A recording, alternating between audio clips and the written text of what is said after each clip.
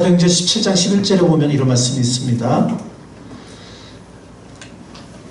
베레아에 있는 사람들은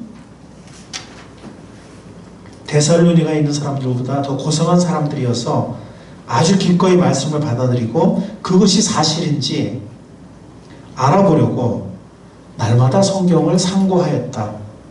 따라서 그들 가운데 믿게 된 사람들이 많이 생겼다 하는 말씀이 있습니다.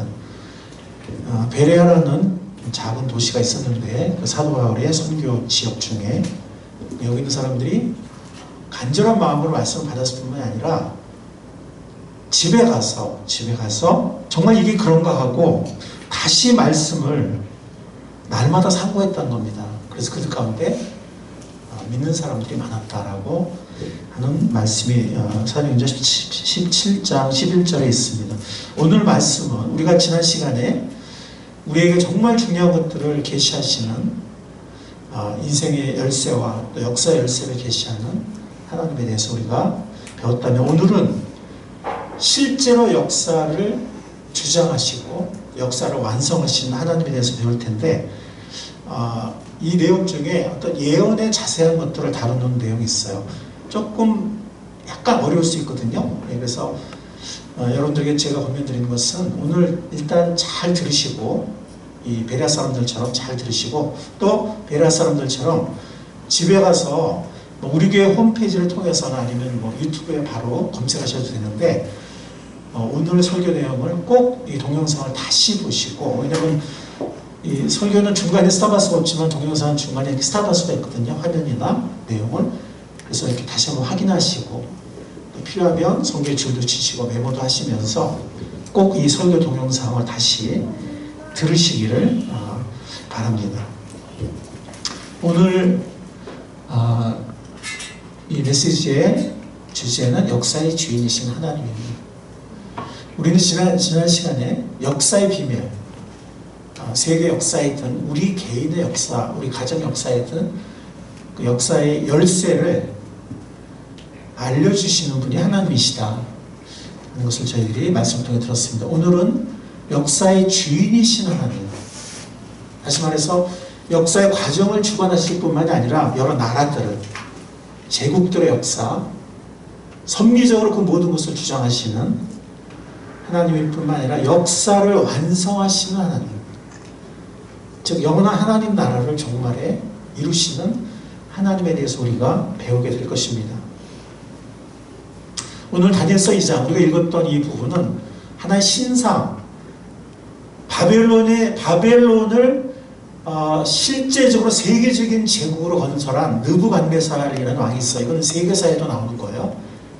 일반 세계사에도 이 바벨론의 이 세계 제국을 건설한 느부갓네살 왕이라는 왕이 나오는데, 그 느부갓네살 왕이 이제 꿈을 꾼 거예요. 꿈을 꿨을 때 정말 이제 희한한 꿈을 꿨죠. 근데 이제 그 당시에 지혜자들, 현인들을 불러다가 꿈을 해몽해달라는 게 아니고 꿈 자체를 맞춰라. 내가 무슨 꿈을 꿨는지를 먼저 맞춰라. 그래야 너의 해몽을 믿을 수 있다. 이렇게 했을 때 아무도 맞추지 못했어요. 꿈을 얘기해줘야 해몽을 하는데 그게 아니라 꿈 자체를 나한테 내가 무슨 꿈 꿨는지 너에게 맞추라고 하니까 아무도 맞추지 못했어요.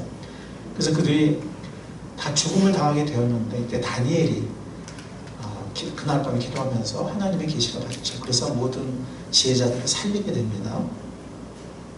그리고 지금 오늘 읽은 부분은 다니엘이 왕 앞에 나와서, 그 바벨론 황제 앞에 나와서 꿈의 내용을 말해주고 또 꿈의 의미를 해몽해주는 그런 장면이 오늘 우리가 읽은 다니엘서 2장의 본문 말씀인데, 거기 보면 큰 신상이 나오잖아요.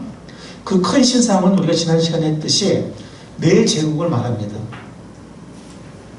그래서 이 신상이 희한하게도 머리가 금이고 가슴과 팔 부분은 은이고 배와 넓적다리는 노쇠이고 발과 발가락은 쇠와 진흙이 결합돼, 그러니까 종아리는 쇠지만 발 부분으로 가면 이렇게 섞여 있는 정말 특이한 신상을 이 느부갓네살 왕이 꿈에 본 것을 다니엘이 말하면서 그것이 네 제국임을 해석을 합니다. 이 머리가 금, 이거는 바벨론, 느부갓네살 왕이 일으킨 세계 제국을 건설했는데 바벨론 제국을 말하고, 그 다음에 우리가 오늘 본문 말씀 보면 그보다 못한 나라가 일어날 것이다 라고 말해요. 그게 페르시아예요. 왜냐하면 느부갓네살 왕이 세웠던 이 바벨론 제국은 마지막에 멸망할 때는 물론 이렇게 쇠락해서 멸망하지만 전성기에는 그 어느 나라에도 진 적이 없어요. 근데 페르시아는 전성기에 그 헬라, 알렉산더, 그 알렉산더의 왕이었던 필립 왕에게 지죠. 페르시아는 전성기에도.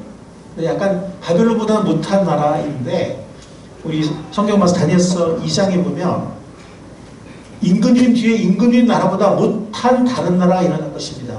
바벨론보다는 못한 페르시아입니다. 그리고 세 번째 왕국은 노쇠로 된 셋째 나라가 온 땅을 다스릴 것이다. 그리스로 말합니다.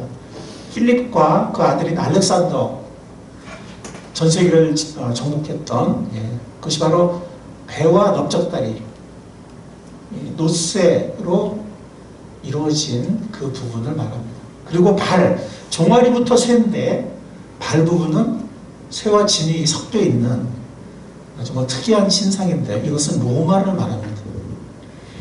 쇠는 여기 40절에 나온 것처럼 쇠처럼 강한 것이다. 쇠는 모든 것을 으깨고 박살냅니다. 쇠가 모든 것을 부서뜨리는 것처럼 그 나라는 문나라를 으깨고 부서뜨릴 것이다. 로마 제국을 말합니다.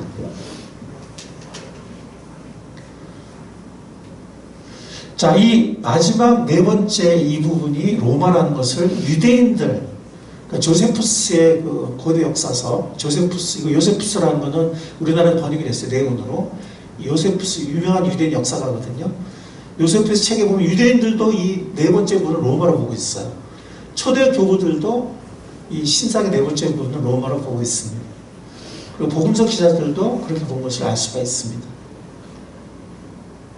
자, 제가 지난주에 제가 보여드렸던 이런 신상인데, 이것도 훨씬 큰 신상인 것 같아요. 훨씬 더 큰 신상이고, 부분마다 물질 재료가 다른 그런 정말 신기한, 기이하고 무시무시한 빛나는 상이었습니다.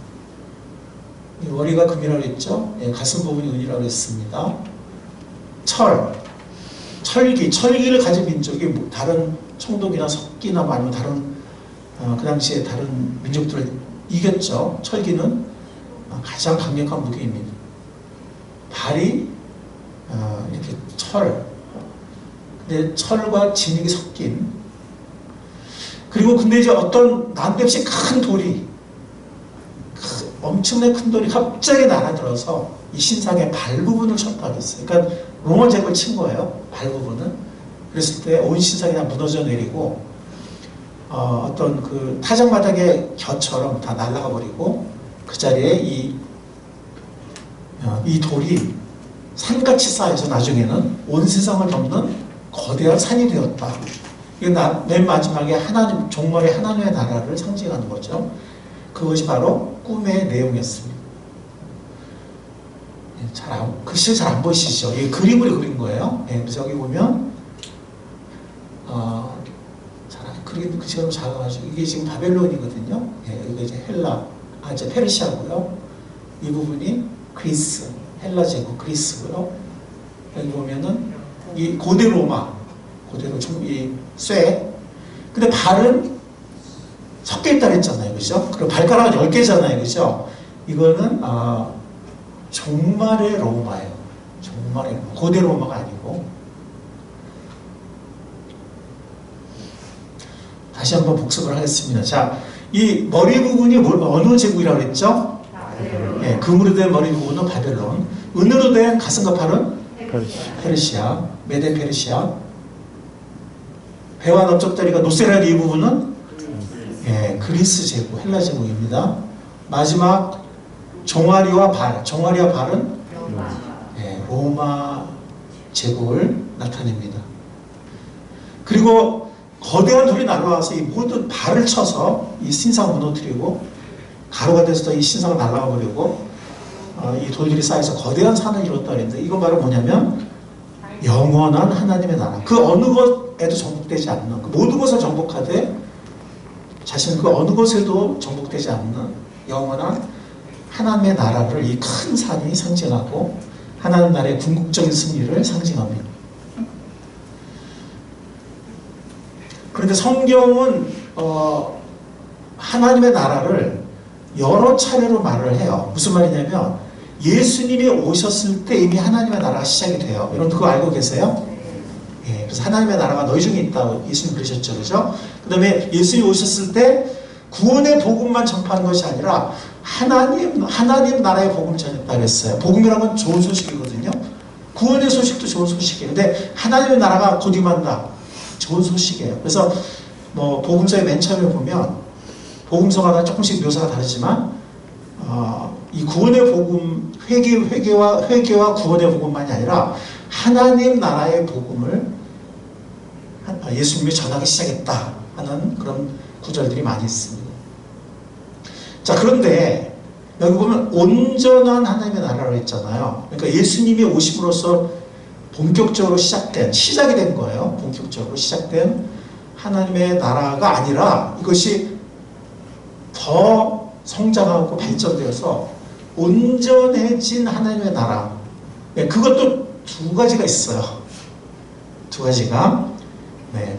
그건 언제냐면 계시록 20장에서 말하는 천년왕국이에요. 자, 이 천년왕국은 성경에 나오기 때문에 누구도 부정하지 못해요. 이건 천년왕국에 성경에 있다는 거예요. 예언되어 있다는 거예요. 근데 이 천년왕국이 해석이 차이에요. 해석이 차이. 그래서 이 천년왕국 과연 뭐냐 하는 이제 해석의 차이는 있을 수 있지만 성경이 천년왕국을 분명히 말하고 있기 때문에 계시록 20장에서 이것이 온전해진 하나님의 나라예요. 그러니까 지금이 아니고 지금도 하나님의 나라가 온전하지 못하거든요. 교회를 통해서 하나님의 나라가 계속 교회를 중심으로 해서 하나님의 나라가 확장되고 있는 건 맞지만 아직 이 세상을 볼 때 아주 횡행하고 있고 불공정과 또 여러 가지 정말 불의와 폭력과 이기심과 탐욕이 난무하는 세상이잖아요. 그래서 하나님의 나라가 아직 온전하지 못해요. 하나님의 나라가 교회를 중심으로 확장되고 있는 건 맞지만 아직까지 이 세상에 하나님의 나라가 온전히 임했다고 말할 수는 없습니다. 그런데 나중에 온전하게 임하게 되는데 그것도 한 번에 임하는 것이 아니라 두 종류가 있다는 거예요. 먼저는 천년왕국이라는 게 있어요. 그리고 영원한 세계가 있습니다. 이 천년왕국이 계시록 20장에서 말하고 있고 마지막 두 장이 성경의 마지막 두 장이 계시록 21장과 22장이죠. 이제 22장으로 성경이 끝나요. 계시록 22장으로. 이 마지막 두 장은 영원한 세계를 말하고 있어요. 새하늘과 새 땅, 영원한 세계를 말하고 있습니다. 그러니까 이때는 정말 완전해져요. 완전. 하나님의 나라가 완전해져요. 이 천년왕국에서는 완전하진 않지만 온전이라고 말할 수 있을 것 같아요. 그리스도가 왕이 되셔서 역사상 전무후무한 가장 공의롭고 은혜로운 왕, 정직하고 진실하면서 권능 가운데 그러나 자비와 은혜가 있는 그런 왕으로 이 땅에서 다스리게 됐는데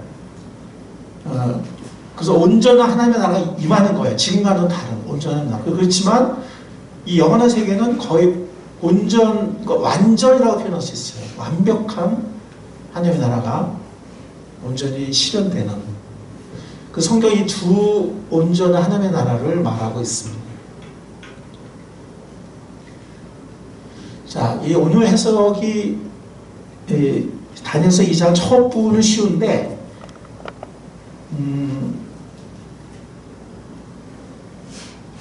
40절부터 이 넷째 나라의 해석이 조금 어려워요. 그래서 끝까지 45절까지 이 40절부터 45절 6구절이 조금 어렵거든요. 그래서 제가 좀 자세히 설명드리겠습니다. 사실 이 다니엘서 2장 40절에서 45절 해석할 때 일단 뒷부분부터 해석하는 게 좋아요. 다니엘서 2장 44절 45절 이 부분부터 해석하는 게 좋습니다. 자, 44절 우리 다 같이 한번 읽어보겠습니다. 다시 한번 다니엘서 2장 44절 시작. 이 왕들의 시대에 하늘의 하나님이 한 나라를 세우실 터인데 그 나라는 영원히 만왕하지 않을 것이며 다른 백성에 넘어가지 않을 것입니다. 그 나라가 도리어 다른 모든 나라를 쳐서 멸망시키고 영원히 설 것입니다. 자, 이 하나님의 나라가 어떤 나라일까요? 자, 일단 이 땅에서의 나라예요. 왜냐면 35절을 보면 자, 35절 본문 말씀 중에 있죠. 35절에 보면 그때 새와 진흙과 노새와 은거금이 다 부서졌으며 여름 타작마당에 겨와같이 바람에 날려 흔적도 찾아볼 수 없게 되었습니다. 그러나 그 신상을 친 돌은 큰 산이 되어 온 땅에 가득 찼습니다. 이 땅에서의 나라예요. 이해하시겠죠? 네. 이 신상이 있었던 그 온 땅에 가득했다 그랬어요. 그러니까 이것은 뭐 하늘의 나라거나 아니면 뭐 영적으로 우리 마음속의 나라거나 이런 것이 아니고 이 땅에서의 나라라는 거예요. 즉 이 땅에서의 물리적 왕국이라는 거죠. 이 2장 39절, 맨 구절 뒤로 내려가면 39절이 나오죠. 그죠? 근데 거기 보면 세 번째 나라를 묘사할 때 노쇠로 된 셋째 나라, 이것은 그리스라고 했죠. 옛날 헬라 제국. 지금 그리스는 작지만 옛날에 헬라 제국 전 세계로 알렉산더 정복을 했으니까 온 땅을 다스릴 것이다 그랬죠. 그죠? 그죠? 네. 온 땅을 다스린 거예요. 이 땅에서의 물리적인 왕국이에요. 이 나라가, 이 물리적인 왕국이 바벨론부터 쭉 이렇게 이어져 나가는 거예요. 그래서 이 마지막 하나님 나라도 이 온 땅을 다스리는, 온 땅에 가득 찼다 그랬거든요. 그런 물리적인 왕국이라는 거죠. 왜냐하면 이 천년 왕국을 어떤 우리 마음속의 왕국, 아니면 하늘에서의 어떤 상징적인 영적 왕국, 이렇게 해석하는 사람들이 있기 때문에 우리가 성경을 분명히 하나하나 짚어갈 필요가 있습니다. 이 왕국이 어떤 왕국인지. 그 다음에 영원한 나라라고 했어요. 2장 44절에 보면, 여기 보면 아까 우리 읽었지만 한 나라를 세우는데 영원히 망하지 않을 것이다 이런 말이 있고, 그 나라가 도리어 다른 모든 나라를 쳐서 멸망시키고 영원히 설 것이다 라는 말씀이 있어요. 그러니까 영원한 나라입니다. 근데 히브리어 올람, 사실 여기는 아람어예요. 제가 그래서 아람어 요즘에 문법을 다시 공부하고 있는데, 히브리어는 제가 좀 자신 있는데 아람어는 제가 좀 배우는데 까먹어가지고 최근에 안 쓰다 보니까 성경에 아람어로 기록된 데가 몇 군데 있거든요. 에스라서인가 거기도 있고, 그 다음에 여기 다니엘서 있고 한 두 군데 정도 있는데, 이 부분이 지금 아람어로 기록이 됐기 때문에. 그렇지만 이 영원이라는 이 단어는 히브리어나 아람어나 비슷하다. 이건 뭐냐면 말 그대로 영원일 수도 있고요. 그 다음에 여러분들 사랑하는 연인이 서로 얘기해요. 당신을 영원히 사랑해. 얘기한다 그러면, 근데 그 사람이 만약에 믿는 사람이 아니라 안 믿는 사람이라고 그래요. 안 믿는 사람도 그런 얘기 할 수 있잖아요. 그죠? 그런 얘기 할 수 있나요? 없나요? 들어본 적이 오래되셨어요? 그런 거 아니죠?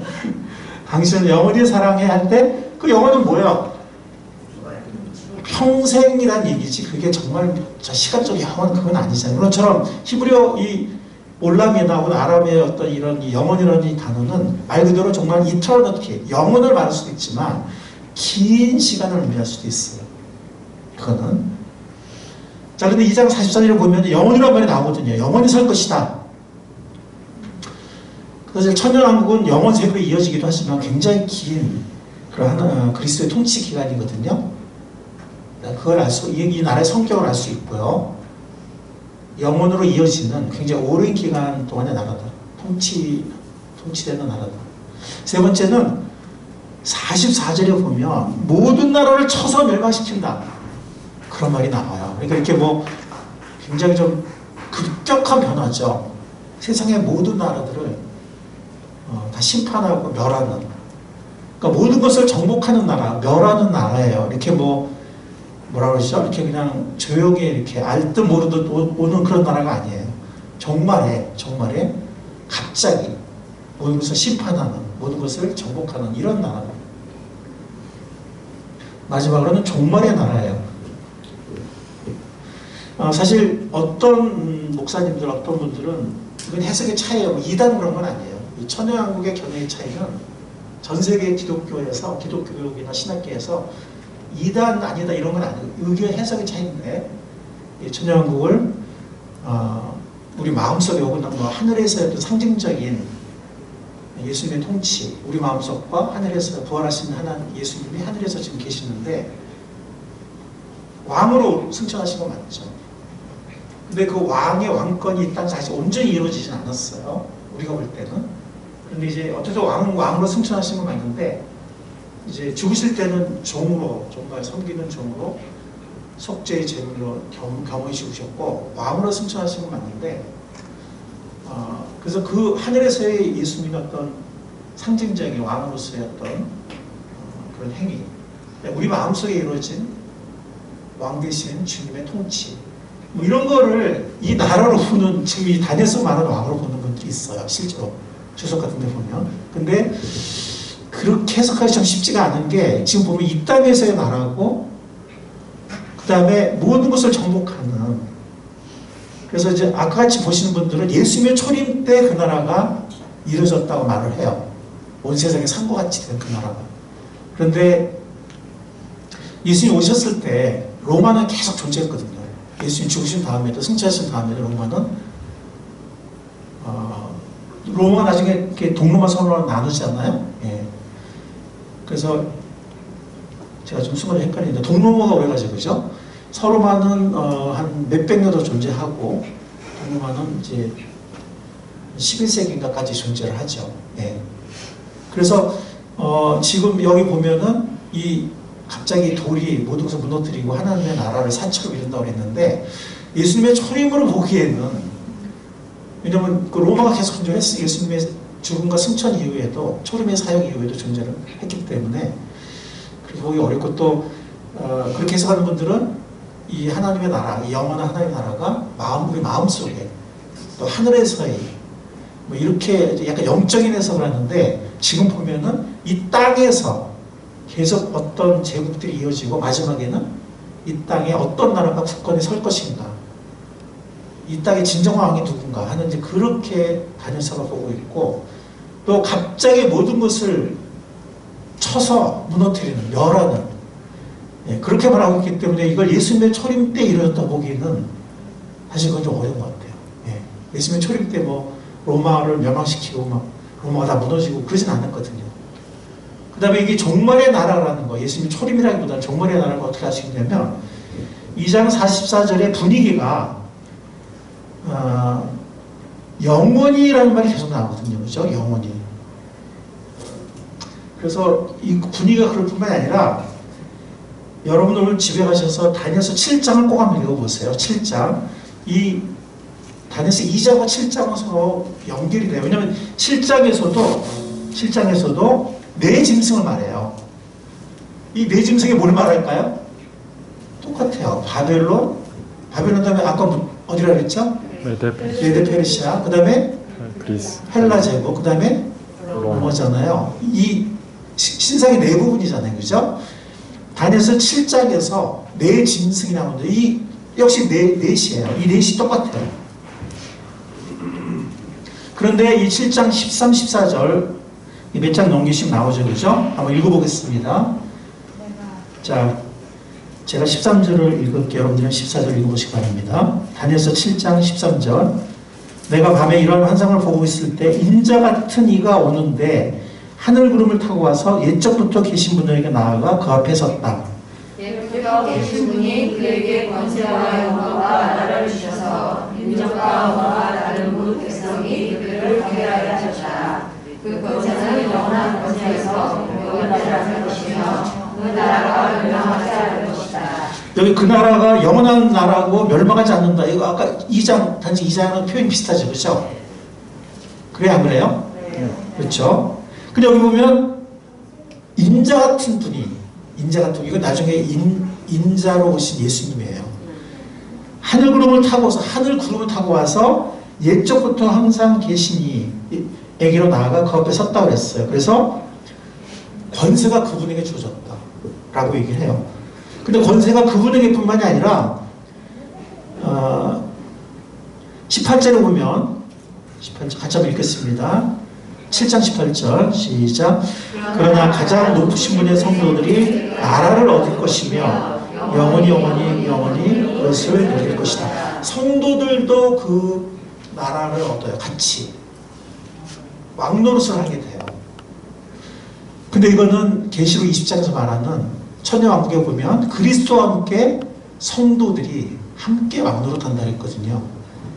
네, 그거를 말한 겁니다. 그리고 이 하늘 구름을 타고 와서, 이거 사실 종말론적인 환상이거든요. 이게 마지막으로 27절 보겠습니다. 27절. 7장 27절에 한번 읽겠습니다. 시작. 나라와 권세와 온 천하열국의 위력이 가장 높으신 분의 거룩한 백성으로 돌아갈 것이다. 그의 나라는 영원한 나라야. 권세를 가진 모든 통치자가 그를 섬기며 복종할 것이다. 이 2장에서의 하나님의 나라, 갑자기 돌이 날아와서 모든 것을 무너뜨리고 산을 이루는 이 영원한 하나님의 나라, 모든 것들을 멸망시키고 영원한 하나님의 나라. 이 부분은 예수님의 초림이라고 주장하는 사람들도 일부 있어요. 근데 7장, 우리가 좀 전에 7장과 병행된다고 했잖아요. 내 짐승이 나오고 하늘의 환상이 나오고, 그것은 종말론적인 내용이라는 데에는 거의 의의가 없어요. 다른 해석이 거의 없어요. 뭐 100%다 말할 수는 없지만 거의 없습니다. 대세가 7장에서는 종말론적인 걸 인정을 해요. 근데 사실은 2장이랑 연결되는 거거든요. 그러니까 7장은 종말론적인 것이고 종말론적인 나라고, 2장은 예수님의 초림 때 이루어졌다. 이게 사실은 좀 평행이 이루어지지 않는 거죠. 나중에 여러분들이 2장과 7장을 비교해서 집에서 베레아 사람들처럼 꼭 한번 읽어보시기 바랍니다. 그래서 우리가 이 성경의 구절들을 직접 찾아봤잖아요. 그죠? 이 땅의 제국들을 정복하고 이 땅을 채우는 나라고, 이 땅에서의 인자, 예수님의, 그러니까 이 땅에서 예수님이 사실 한 번도 왕이 된 적이 없거든요. 그러니까 영원한 세계에서는 당연히 왕이시지만 이 땅에서는 초림 때 정말 겸손하게 오셔서 정말 욕을 당하시고 모욕을 당하시고 고난을 당하시고 죽임 당하시고 그리고 하늘로 승천하셨죠. 그런데 이 땅에서 정말 그리스도가 왕이 되실 필요가 있어요. 왕으로 높임 받으시고 실제로 다스리실 필요가 있습니다. 영원한 세계로 가기 전에. 그런데 여기서 말하는 이 나라, 이 땅에서의 물리적인 하나님의 왕국, 또 모든 것을 갑자기 정복하고 심판한 다음에 이루어지는 왕국, 또 종말에 하늘 구름을 타고 오는 인자와 같은 이에 의해서 그 인자 같은 이와 그 성도들에게 영원한 나라가 주어진다. 이건 사실 종말의 얘기거든요. 그래서 이것은 2장과 7장이 평행을 하고 있기 때문에 이 모든 것들을 볼 때는 이게 뭐 우리 마음속이나 아니면 뭐 하늘에서 상징적인 정신적인 영적인 왕국이다라든가 아니면 영원한 세계, 영원한 하나님의 나라, 새하늘 새 땅에서 말하는 영원한 나라라기보다는 이 땅에서의 종말에 이루어질 예수님, 고난받으신 예수님이 이제 왕으로 오셔서 성도를 왕노로 타실 그런 나라라는 것을 알 수가 있습니다.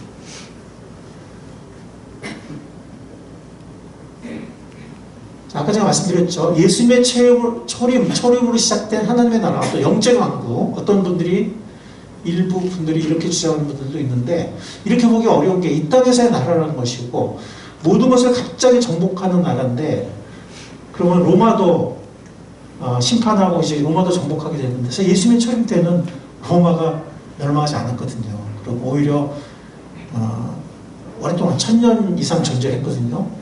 또 아까 말씀드린 것처럼 종말의 나라라는 것이 2장과 7장의 내용으로 우리가 알 수 있기 때문에 초림으로 보기에는 상당한 어려움이 있다는 거죠. 만약에 예수님의 재림으로 시작되는 재림으로 시작되는 지상천의 왕국일까? 아까 말씀드린 이 땅에서의 물리적 왕국이라고 그랬잖아요. 그죠?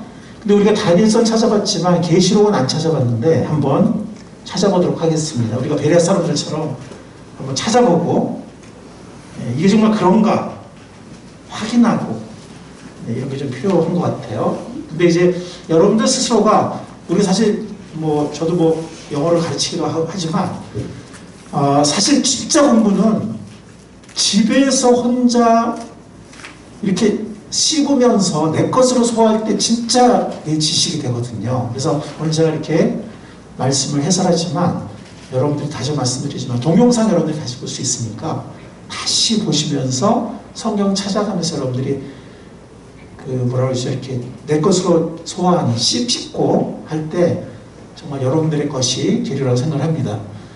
그렇지만 한번 이 시간에 한번 찾아보죠. 계시록 20장 6절 보겠습니다. 찾으셨어요? 네. 계시록 20장 6절 읽겠습니다. 시작. 이 첫째 부활에 참여하는 사람은 복이 있고 거룩합니다. 이 사람들에게는 둘째 사망이 아무런 세력도 부리지 못합니다. 이 사람들은 하나님과 그리스도의 제사장이 되어 1000년 동안 그와 함께 다스릴 것입니다. 그는 누구죠? 예수님이에요. 예수님과 함께 1000년 동안 다스릴 것이다 라고 말을 합니다. 어디를 다스리죠? 땅을 다스립니다. 자, 계시록 5장으로 가보겠습니다. 어떤 분들은 뭐 하늘에서 다스린다 이런 분들도 있는데 그렇지 않아요. 계시록 5장 가보겠습니다. 5장 9절 10절. 자, 읽겠습니다. 찾으셨어요? 제가 9절 읽겠습니다. 계시록 5장 9절. 그들은 이런 말로 새로운 노래를 불렀습니다. 주님께서는 그 두루마리를 받으시고 봉인을 떼실 자격이 있습니다. 주님은 죽임을 당하시고 주님의 피로 모든 종족과 언어와 백성과 민족 가운데 사람들을 사서 하나님께 드리셨습니다. 우리 하나님 앞에서 나라가 되게 하시고 제사장으로 삼으셨습니다. 그래서 그들은 땅을 다스릴 것입니다. 어디를 다스린다고요? 땅을 다스린다고 했어요. 아까 말씀드린 것처럼 다니엘서 2장과 7장 왕국도 이 세상 제국을 정복하고 심판하고 이 땅에 하나님의 나라가 가득 차게 이루어진다 했잖아요. 이 계시록에도 그리스도와 함께 1000년 동안 다스리는데 땅을 다스린다고 했어요. 근데 영원한 오랜 나라다 이거 다니엘서 찾아봤고요. 모든 것을 정복하는 나라잖아요. 그죠? 왜냐하면 돌이 와서 이 신상을 다 깨버리잖아요. 그죠? 그래서 멸해버리잖아요. 그래서 없어진다고 했잖아요. 자, 계시록 한번 찾아보겠습니다. 예수님의 재림 때 그런 일이 일어났는지 한번, 초림 때는 그런 일이 일어나지 않았는데 재림 때는 일어났는지 한번 보도록 하겠습니다. 요한계시록 19장. 이 요한계시록 19장에 11절부터 흰말을 타신 분이 나오는데 이건 이제 예수님이에요. 이건 뭐 여기에 대해서는 100% 모든 사람들이 동의를 해요. 이 흰말을 타신 분. 11절부터. 근데 이제 지금 시간이 없으니까 15절과 19절, 16절만 읽도록 하겠습니다. 요한계시록 19장. 19장이 예수님의 재림이고 20장이 천년왕국이고 이게 순서대로 되어 있어요. 19장이 예수님의 재림, 20장이 천년왕국, 마지막 요한계시록 21장, 22장은 영원한 세계. 그렇게 보시면 돼요. 자, 19장 예수님의 재림인데 15절, 16절 두 절만 읽겠습니다. 시작. 그의 입에서 날카로운 칼이 나오는데 그는 그것으로 모든 민족을 치실 것입니다. 그는 친히 쇠지팡이를 가지고 모든 민족을 다스리실 것이요 전능하신 하나님의 맹렬하신 진노의 포도주 틀을 밟을 것입니다. 그의 옷과 목적다리에는 왕들과 군주들의 네, 됐습니다. 여기 보면 그것으로 모든 민족을 다스릴 거다. 그죠? 네. 그런 말이 나오죠. 그죠? 예. 그래서 근데 그 앞에 보면 그것으로 모든 민족을 치실 것이다 라는 말이 나오잖아요. 그죠? 예. 그래서 이 하늘 군대와 함께 또 성도들과 함께 재림하시는 예수님이 입에서 날카로운 칼이 나오는데 그것으로 모든 민족을 치실 것이다 그랬고 그 다음에는 모든 민족을 다스릴 것이다 그랬습니다. 실제로 17절부터 쭉 보면 예수님의 재림 때 엄청난 전쟁이 이 지상에서 예수님을 대적하는 무리와 또 천사들과 함께 오시는 진정한 왕이신 예수님 사이 예수님의 이 군대와 이렇게 엄청난 전쟁이 벌어지는 것을 17절부터 21절까지의 보면 알 수 있는데요. 여기 보면 예수님이 승리하시고 예수님의 군대가 승리하고 이 땅에 예수님을 대적했던 적그리스도와 이 땅의 세력은 멸망당하는 것을 17절 이하에서 이 계시록에서 예언하고 있습니다.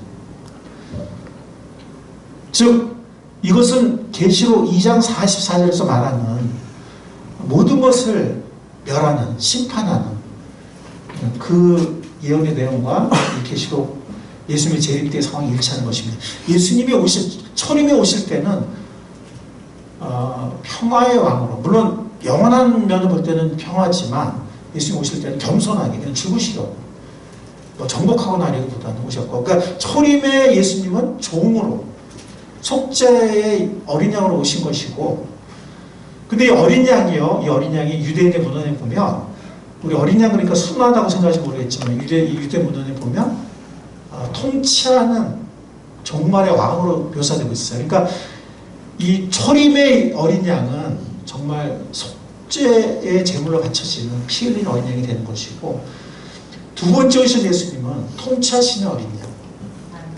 그다음 처음으로 오시는 분은 종으로 오셨고 두 번째 오실 때는 왕으로 오세요. 이해하시겠죠? 초림의 예수님은 종으로, 재림의 예수님은 왕으로. 그리고 아까 말씀드린 종말의 나라라고 제가 2장과 7장을 비교해서 말씀드렸죠. 그러니까 이 모든 것을 볼 때는 이걸 초림으로 보기는 어렵고 예수님의 재림 때 예수님 왕으로, 초림에는 종으로 오셨다 그랬잖아요. 죽으로. 왕으로 오실 때 모든 민족을 심판하고 멸하고 세상 세력을 적그리스도와 그 세상 세력을 멸하고 모든 민족을 심판하고 모든 개개를 심판하는 그 계시록의 그림과 이 다니엘서 2장에 모든 것을 무너뜨리고 멸하는 이 돌의 이미지, 산을 이루는 그 이미지가 일치하는 것이. 아까 제가 자 근데 우리가 한 가지 질문을 가질 수 있는데 자 그 당시에 로마 얘기를 하다가 어떻게 갑자기 종말로 점프를 하지 이런 생각을 할 수 있어요, 그렇죠? 네, 저만 그런 생각 하나요? 그렇잖아요, 그죠? 바벨론, 메데 페르시아, 헬라 제국, 고대 로마가 갑자기 왜 종말로 가지? 왜 이 영원한 나라 왜 갑자기 종말로 점프를 하지? 생각하실지 모르겠어요. 자, 여러분들 이렇게 보시면 이 산등성이 보이잖아요. 봉우리와, 그죠?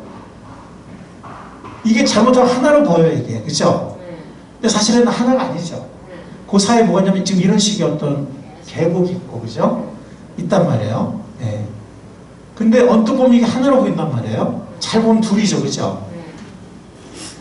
그러니까 이 사이에 지금 여러 개의 산등성이 있는 거예요. 자, 이건 좀 너무 작게 나와. 여기 마찬가지인데, 역대 보면 여기 비슷해요.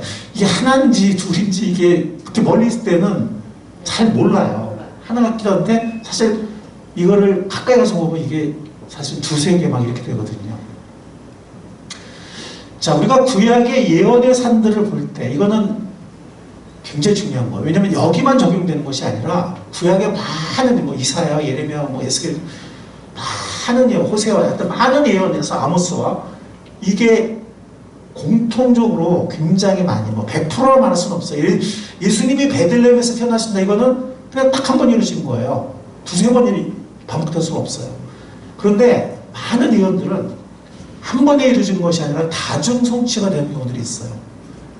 그래서 이 겹쳐 보여서 하나같이 보이긴 한다는 거죠. 근데 그 사이에 계곡이 있고 사실은 다른 산봉우리고 다른 산등, 여러 개의 산등성, 여러 개의 산봉우리 수가 있다는 거죠. 하나같이 보이지만 예를 들어 보겠어요. 제가 사실은 예를 2개 준비했는데 예를 2개 찾아볼 시간이 없어서 없을 것 같아요. 하나만 보겠습니다. 자, 우리 한번 찾아봐 보겠습니다. 부지런하게 줄을 치시면 좋을 것 같아요. 오늘 나온 구절들은 시편 2편, 두 번째 시편이죠. 시편 2편을 보겠습니다. 예언적인 시인데 시편 2편 7절로 9절을 한번 같이 읽어보겠습니다. 자, 시편 2편 7절 제가 읽고요. 8절은 여러분들이 읽으시고 9절 같이 읽겠습니다. 시편 2편 7절 나 이제 주님께서 내리신 칙령을 선포한다. 주님께서 나에게 이르시기를 너는 내 아들 내가 오늘 너를 낳았다. 내게 청하여라. 나라를 세상으로 주겠다. 땅 끝에서 끝까지 너를 들어가게 하겠다. 하나님께서 어떤 왕에게 뭐라고 하냐면 너는 내 아들이라고 말해요. 어떤 세워진 왕에게 너는 내 아들이다. 이 왕이 뭐냐면 우리가 6절에 보면 내가 나의 거룩한 시온에 나의 왕을 세웠다 하신다. 이 왕이 나오죠. 6절에. 그러니까 어떤 하나님이 어떤 왕을 세우셨는데 아들이라고 해요. 하나님이. 그 왕한테. 그 다음에 8절 보면 9절 같이 읽겠습니다. 시작. 내가 그들을 철퇴로 부수며 질그릇 부술 것이다. 어떤 철장, 철지팡이 혹은 철퇴로 부수고 세상 나라들을 질그릇 부수듯이 세상 나라들을 부숴서 네가 세상을 정복하고 너의 왕권이 온 세상에 미치게 하겠다라고 어떤 왕에게 약속을 하는 거예요. 하나님이. 자, 근데 이거는 그 당시에 이루어졌어요. 이것은 다윗과 솔로몬을 통해서 이거 찾아볼 시간이 없네요. 사무엘의 7장 꼭 한번 찾아보세요. 나중에 여기 보면 다윗에게 또 그 아들 솔로몬에게 큰 권세를 주고 큰 나라를 이루겠다 그러고 솔로몬에게 내가 그를 나의 아들로 삼겠다. 그는 나에게 아들이 될 것이다 라고 얘기를 해요. 그러니까 그 당시에 이 시편이 이루어져요. 하나님이 시온산에 세우신 이 왕을 통해서 다윗과 솔로몬을 통해서 그 당시에 이루어집니다. 그런데 예수님 초림하실 때 우리 요건 한번 읽어봅시다. 마가복음 1장으로 가보면 1장이면 마가복음 처음이죠. 자, 마가복음 1장 한번 가보겠습니다. 10절 11절 보겠습니다.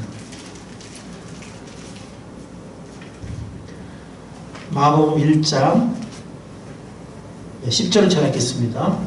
곧 물에서 올라오실새 하늘이 갈라짐과 성령이 비둘기같이 자기에게 내려오심을 보시더니 같이 읽겠습니다. 하늘로부터 소리가 나기를 내 사랑하는 아들이다. 내가 너를 좋아한다. 너는 내 사랑하는 아들이다. 이거 어디에 있던 거예요? 아까 시편 2편에 있던 거예요. 너는 내 아들이다. 또 왕을 세우시고 너는 내 아들이다. 예수님의 초림 때 또 이 시편 예언적인 시의 내용이 이루어지거든요. 왕으로 예수님을 보내셨어요. 근데 이 왕은 또 하나님의 아들이에요. 물론 초림 때는 왕이면서 종이신데 먼저 종의 섬김을 하시죠. 고난받고 죽으심으로써. 근데 그 왕이 나중에 다시 오시죠. 그때 정말 심판하고 통치하시러. 어쨌든 예수님은 왕으로 오셨고 물론 이때는 종으로서 죽으셨지만 예수님이 침례를 받으시고 공적인 사역 시작하실 때 이제는 마리아와 요셉의 아들이 아니고 이제는 하나님의 아들, 하나님의 메시아로서 활동을 시작하는 거예요. 이 순간부터 침례 받고 나서. 근데 이때 하늘이 열리면서 하나님의 음성이 들려오죠. 이는 내 사랑하는 아들이다. 이건 시편 2편을 말하는 것입니다. 성취를 말하는 것입니다. 근데 이 성취는 예수님의 재림 때 더 온전히 이루어져요. 아까 우리가 읽었던 같은 구절이에요. 자, 계시록 19장 다시 가보겠습니다. 아까 우리가 한번 읽었었죠? 자, 계시록 19장 15절 16절 보겠습니다.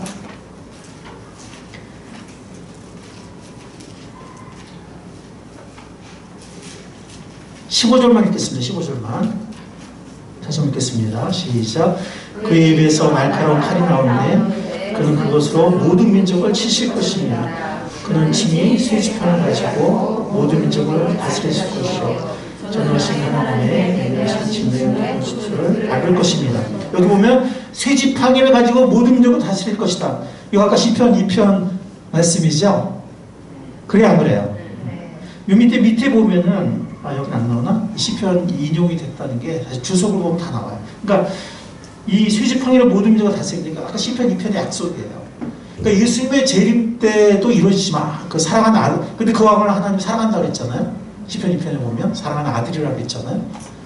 근데 하나님 왕을 세우셨는데 너는 내 아들이다 그랬고 세상의 모든 소유권을 너한테 주겠다. 네가 쇠지팡이로 모든 만국을 다스릴 것이다 그랬는데 그 예수님의 초림 때 사랑하는 아들이다 이루어지고 재림 때 이 쇠지팡이로 만국을 다스린다. 심판하고 다스린다. 이게 이루어져요. 그러니까 이 시편 2편은 3번 이루어지는 거예요. 3번. 무슨 말씀인지 아시겠죠? 네. 그러니까 산등성이 보물이 하나인 줄 알았는데 사실은 3번이가 겹쳐 보이는 거죠. 이런 예언이 굉장히 많습니다. 시편 110편도 그러거든요. 요거는 지금 찾아볼 시간이 없네요. 나중에 여러분들이 동영상을 보시면서 여기 스타편에 오시고 한번 찾아보세요. 그러면 이 시편 110편이 그 당시 다윗 왕조에게 이루어졌지만 예수님의 초림, 사도행전 2장이면 이게 예루살렘 오순절 사건이잖아요.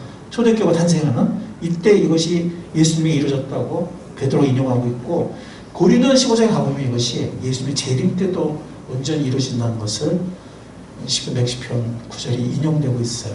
그러니까 이런 경우들이 굉장히 많다는 거예요. 물론 예수님이 메시아가 베들레헴에 탄생하다 이렇게 한 번 딱 이루어진 경우들도 있지만 이렇게 반복적으로 다정성취되는 경우들이 구약 예언 가운데 상당히 많이 있다는 겁니다. 제가 왜 이런 말씀드리죠? 아까 로마에 대한 예언도 그렇다는 거예요. 무슨 말인지 아시겠죠? 네. 무슨 말인지 아시겠죠? 로마에 대한 이해도 그렇다는 거예요. 그래서 겹쳐 보여서 하나같이 보이기도 해요. 고대의 로마, 헬라를 정복한 고대 로마와 마지막 시대의 로마, 마지막에 하나님의 나라가 이 천년왕국의 마지막, 아직 안 이루어졌잖아요. 그죠? 정말에 이루어지게 되는데 그때도 로마가 존재해요. 그때도. 아시겠죠? 예, 산등성이가 두 개인 거예요. 하나인 줄 알았더니. 그래서 아까 고대 로마가 보면 두 나라가 나뉜다고 그랬어요. 그래서 그걸 뭐 동로마와 서로마가 나뉜 거를 보는 경우 보기도 해요. 여러분들이 오늘 다니엘서 2장 41절 보면 임금님이 오신 달과 갈과 일부는 토기장의 진흙이고 일부는 쇠떡 같이 그 나라는 나눠질 것입니다 라고 그랬거든요. 근데 로마가 나눠졌잖아요. 그래야 안 그래요? 동로마 서로 나눠졌죠. 그렇게 보는 사람도 있고 또 동양과 서양으로 보는 사람도 있어요. 어떻게 보더라도 나눠졌는데 그런데 고대 로마만이 아니라 종말의 로마가 있어요. 종말의 로마. 여러분들 발가락이 몇 개예요? 이 고대 로마는 이 10이라는 상징수와 연결이 돼요. 10이라는 상징수와. 그래서 이 종말의 로마는 물론 고대 로마도 여러 나라 정복해서 다민족으로 이루어졌었죠. 그죠? 그래 안 그래요? 그랬죠. 다민족으로 이루어졌잖아요. 왜냐면 그 당시 알려진 모든 세계를 로마가 정복했으니까. 다민족으로 이루어졌는데 종말의 로마도 여러 나라의 연합체제예요. 전 세계적인 세력이 돼요.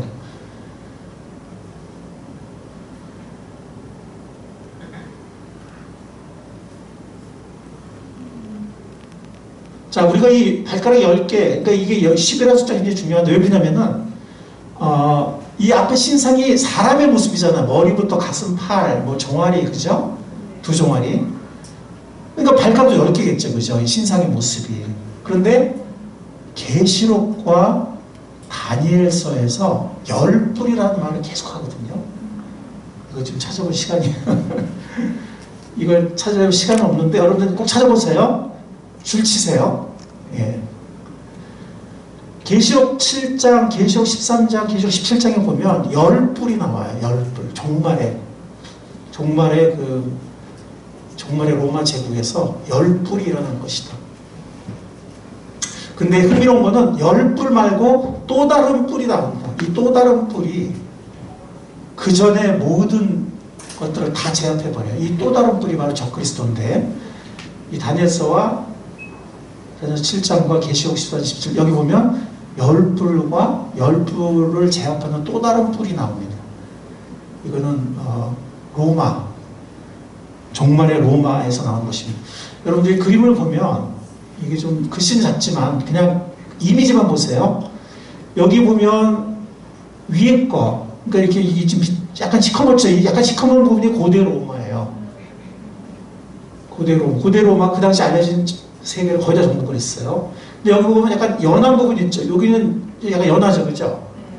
이 연한 부분은 현재의 유럽 연합, 유로피언 그 EU 있죠, EU. 유럽 연합 아시죠, 그죠? 지금 유럽이 연합됐잖아요, 그죠?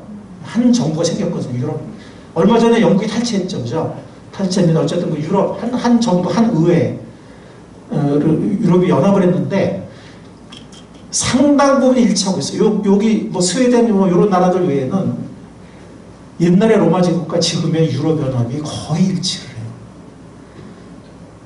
여러분들 지금 유럽 연합이 몇 개국인지 아세요? 27개국. 영국이 있을 때 28개국이었는데 영국이 지금 탈퇴함으로써 27개국이고 인구는 한 5억 명 정도 돼요. 자, 유럽이 한 나라 한 나라 보면 인구가 되게 작아요. 어떤 나라는 뭐 몇백만 명밖에 안 되고 어떤 나라도 뭐 우리나라보다 인구가 많은 나라 몇 나라 되지 않아.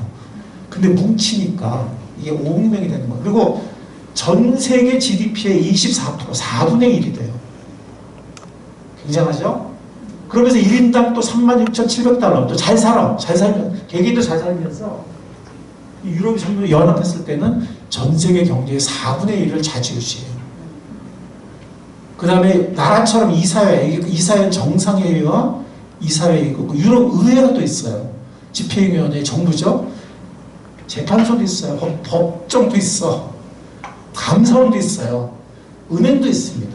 실제로 유로라는 화폐가 있어요. 여러분 유로라는 화폐 있는 거 아시죠? 유로 화폐로 사실 뭐 우리 비행기 예약하고 다 유럽 가면 유로로 화폐를 쓰지 않으면 유럽 여행하기 힘들어요. 근데 이 상징기는요, 푸른색 바탕에 노란색 별이 12개가, 제가 그 이미지를 좀 깜빡했는데, 이렇게 생각하세요. 파란 바탕에 동그랗게 돌아가면서 별이 12개예요. 근데 12개는, 근데 사실 지금 27개국이잖아요. 12개 안 맞잖아요. 근데 12는 뭐냐면, 이 성경에도 그렇고, 일반 이 역사 전통도 그렇고, 10이나 12는 완전수예요. 그러니까 이건 제가 어디서 따온 거냐면, 다음 백과에서 따온 거예요. 아시겠죠? 이거 다음 백과에서 따온 거예요. 신학 주소에서 따온 게 아니고, 여러분들 그 인터넷 다음 백과에서 따온 건데, 보면, 유럽에서 12는 전통적으로 완벽함을 상징하는 것이다. 12개의 별은 완벽을 나타내며 회복수와는 무관하다. 자, 그렇다면, 아까 제가, 발가락 10개고, 다니엘서 7장과 계시록 여러 군데 보면 10불이 나온다고 했잖아요. 10불. 그 다음에 거기서 그 10불을 제압하는 신기한, 흉악하고 무시무시한 또 다른 뿔이 나온다고 그랬는데, 그게 적그리스도거든요. 근데, 뭐 나중에 또 제가 잘 설명드릴게요. 근데, 유럽이 지금 27개국인데, 어떻게 10뿔이냐.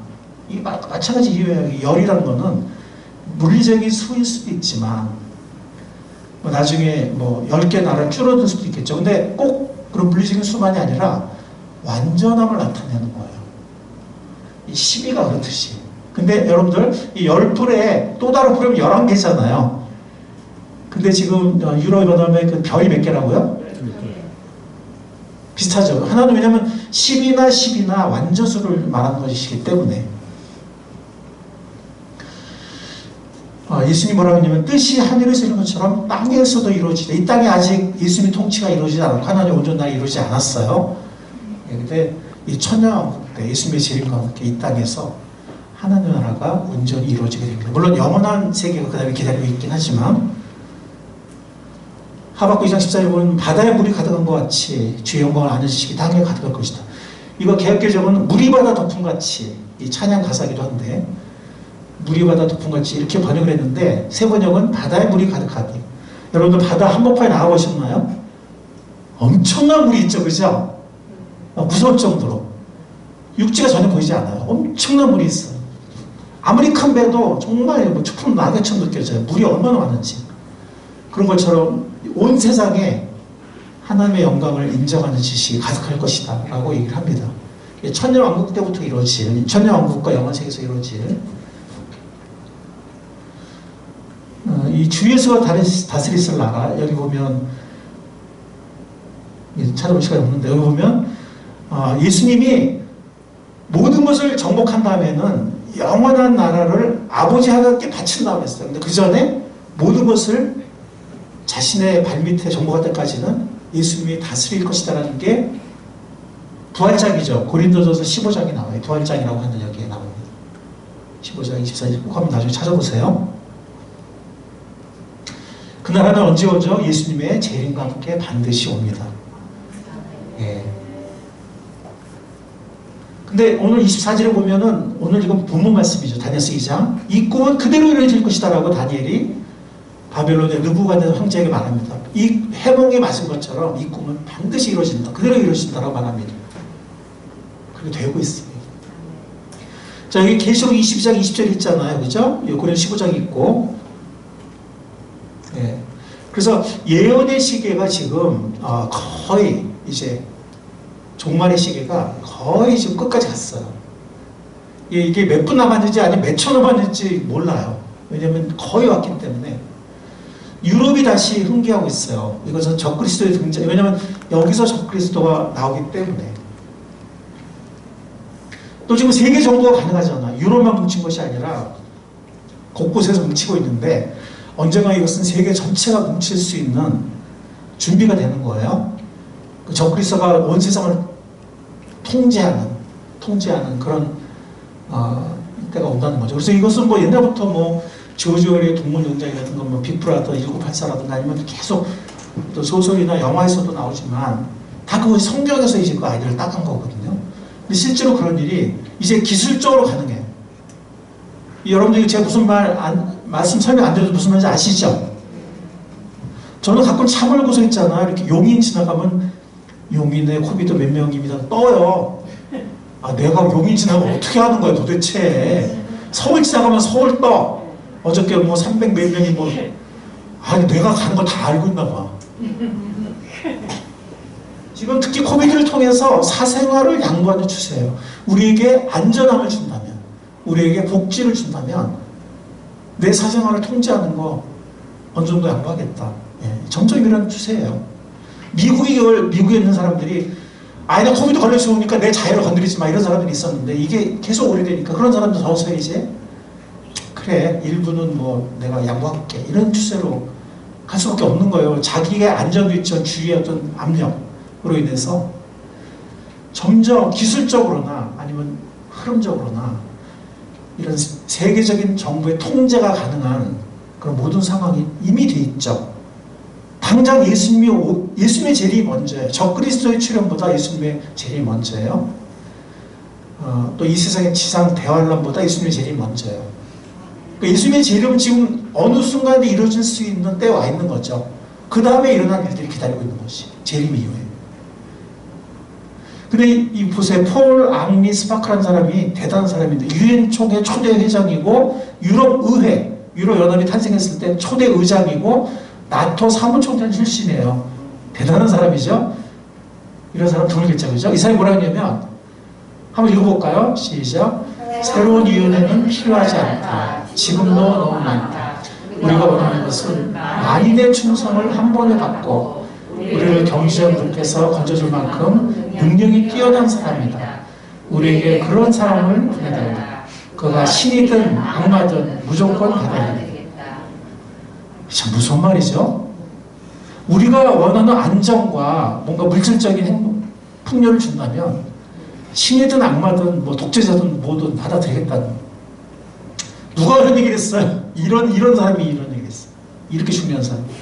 근데 여기 경제적 늪이라고 했지만 이제는 경제뿐만이 아니라 우리의 안전, 생명의 안전과 또 경제적인 풍요와 또 세계의 어떤 질서와 뭐 이런 것들을 어떤 그 테러로부터 해방이라든지 이렇게 하면 독재자도 좋다는 거예요.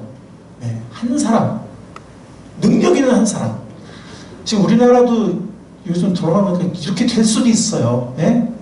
야권의 주자나 선두주자나 여권의 선두주자나 도덕적으로 문제가 많아. 여러분 무슨 얘기 아시죠? 네.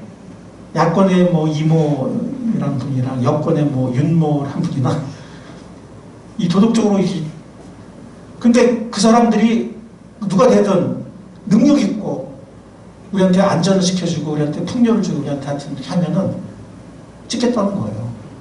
뭐 여배우랑 무슨 일이 있든 말든 하여튼 능력 있고 그냥 물질적으로 잘 사게 해주고 뭐 돈 주고 하면은 또 뭐 윤모란 사람도 뭐 앞으로 더 봐야 되겠는데 어떻게 가야 되겠는데 어쨌든 좀 구설수가 많은데 그래도 하여튼 그 사람이 우리가 원하는 정권 교체해주고 뭐 하면 찍겠다는 거예요.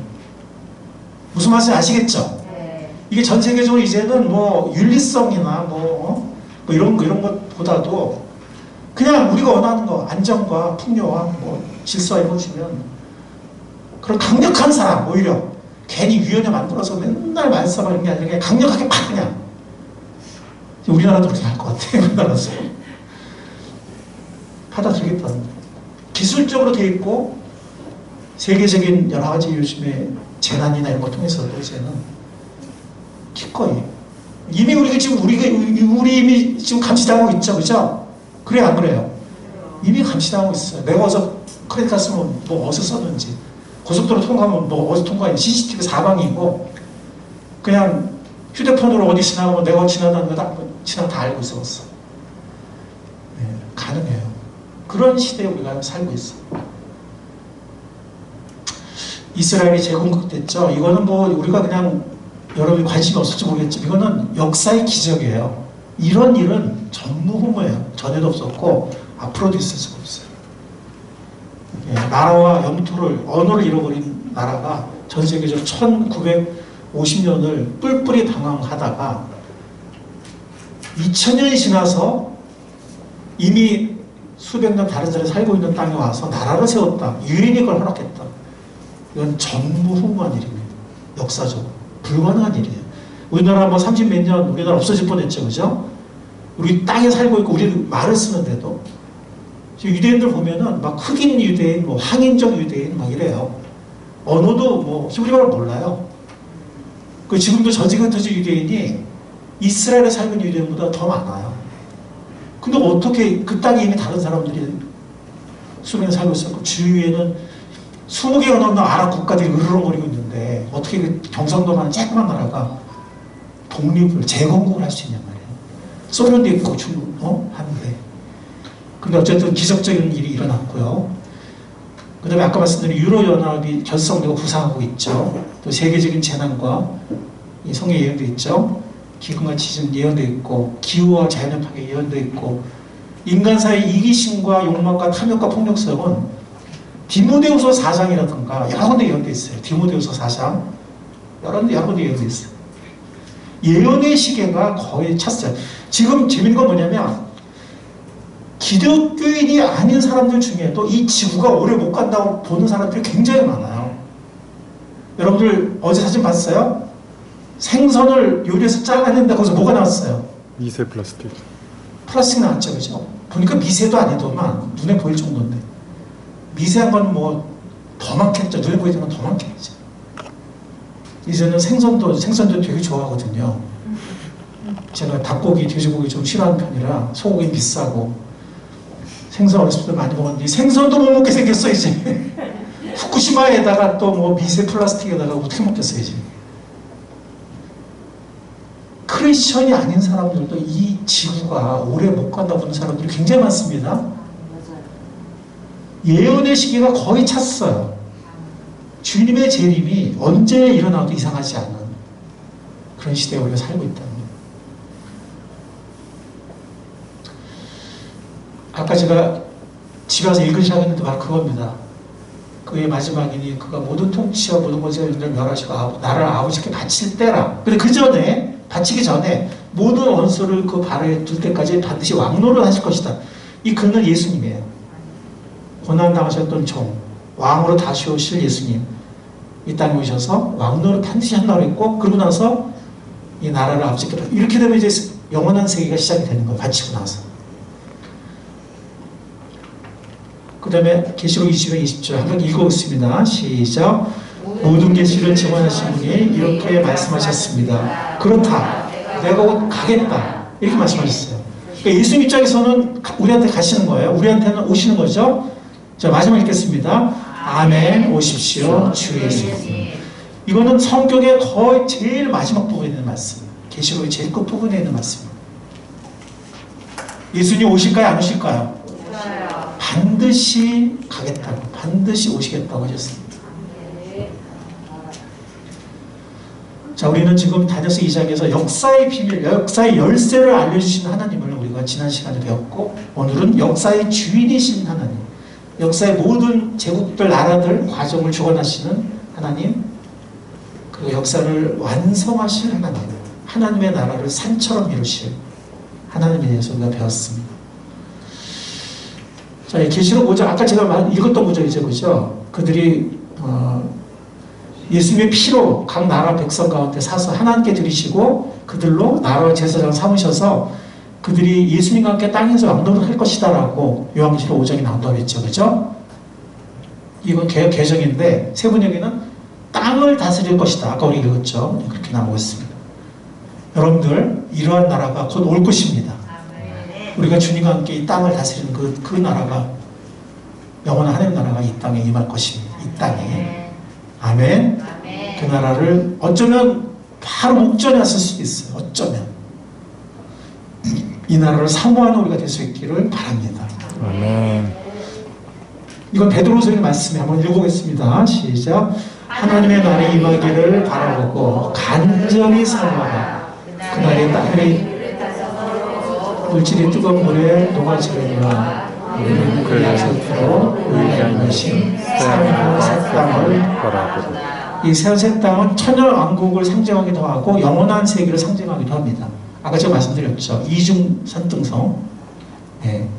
그래서 하나님의 날이 임하기를 어떻게 하라고 했죠? 바라보고 간절히 사모하라고 했습니다. 주의 나라를 사모하는 것 될 수 있기를 바랍니다. 아멘. 자, 마지막 말씀이에요. 읽어보겠습니다. 이러므로 너희도 준비하고 있으라. 생각지 않은 때에 인자가 오리라. 충성되고 지혜로운 종이되어 주인에게 그 집 사람들이 많다. 때를 따라 양식을 나누는 자가 누구냐. 주인이 올 때 그 종이 이렇게 한 것을 보면 그 종이 복이 있습니다. 내가 진실로 너에게 이르노니 주인이 그의 모든 소유를 그에게 맡기리라. 이거는 영원한 하나님의 천년왕국과 영원한 세계에서 우리의 기업을 함께하는, 주님께서 우리의 기업을 함께 하시고 함께 왕노릇하게 하시고 함께 기업을 나누는, 그걸 말하는 겁니다. 어떤 사람들에게? 충성되고 지혜를 줘. 예수님의 오심을 생각지 않을 때 예수님 오실 텐데, 인자가 오실 때, 아까 그 다니엘서 7장에 인자 같은 분이라고 했잖아요.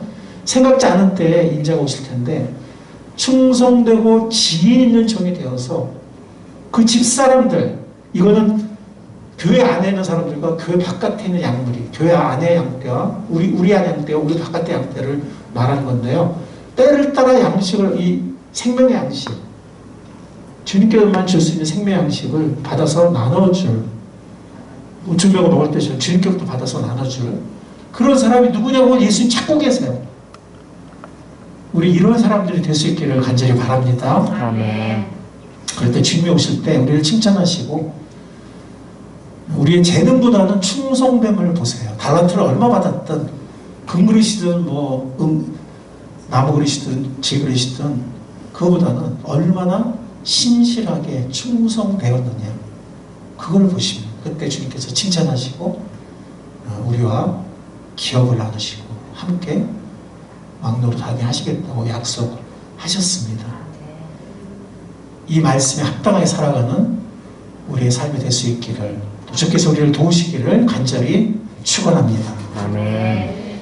주님 감사합니다. 오늘 다니엘서의 예언에 대해서 저희들이 배웠습니다. 주님께서 역사의 열쇠를, 역사의 비밀을 다니엘에게 알게 하셨듯이 하나님의 충성되고 지혜로운 종들에게 알게 하신 것을 감사드립니다. 아멘. 주님, 우리가 이것을 깨닫고 베레아 사람들처럼 이것이 그런가 다시 상고하며 이 예언을 분별하고 이 예언과 약속의 말씀을 믿을 수 있는 우리가 될 수 있게 붙잡아 주십시오. 아멘. 그리고 이 어두운 세상, 소망 없는 세상에 하나님의 신실하고 지혜로운 청지기로 주님의 재림을 대비하며 우리 밖의 영혼들과 우리 안의 영혼들에게 주의 양식을 나눠주는 그런 신실하고 착한 종들이 될 수 있도록, 지혜로운 종이 될 수 있도록 주님 우리를 인도하여 주시옵소서.